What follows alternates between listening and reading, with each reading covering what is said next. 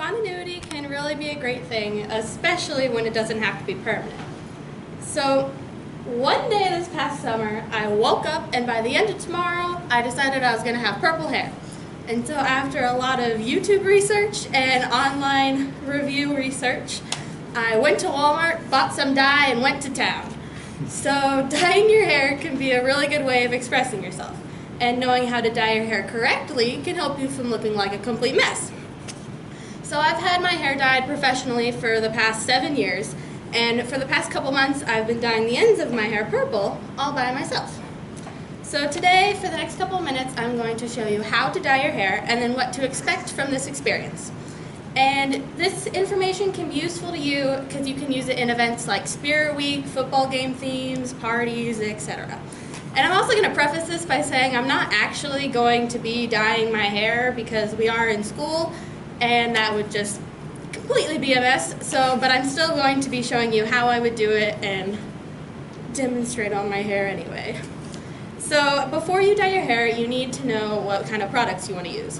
There are two main kinds of products. There's temporary dye and there's permanent dye. The range goes from the dye washes out after one wash to staying in for a couple months. One wash are the kind of dye that you would use at parties or events kind of things. And then whenever you're trying to compare products, I would really recommend going online and looking at customer reviews because that's really practical ways to see how people actually respond to the product and the actual quality of it, because you can't really trust companies when they're like, oh, my product's great. So after you've decided on what product you want to use, you want to know how to apply the product. So first you want to start by putting on your gloves and by putting on some old t-shirt that you don't want, because the dye will touch, or anything the dye touches will stain to some degree.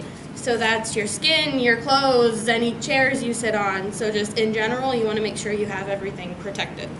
So next you want to make sure you have all of the tangles brushed out of your hair, because otherwise the end result will be all splotchy and just really unprofessional looking.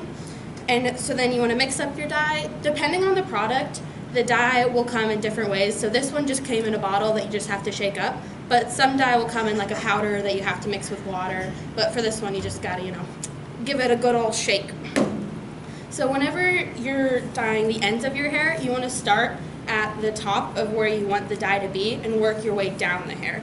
So you just kind of go down it, and then you want to make sure that you cover all of your hair so that the end result comes out even.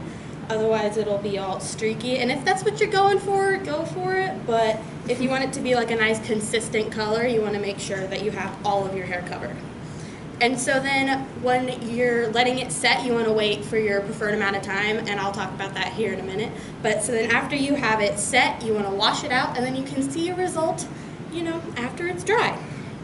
So now that we've established how to dye your hair, let's talk about what you should expect from this experience. So there are different factors going into your end result.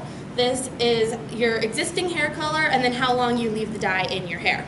So when you're talking about trying to get a really vibrant color, the most preferable hair color is blonde, just because of how light it is.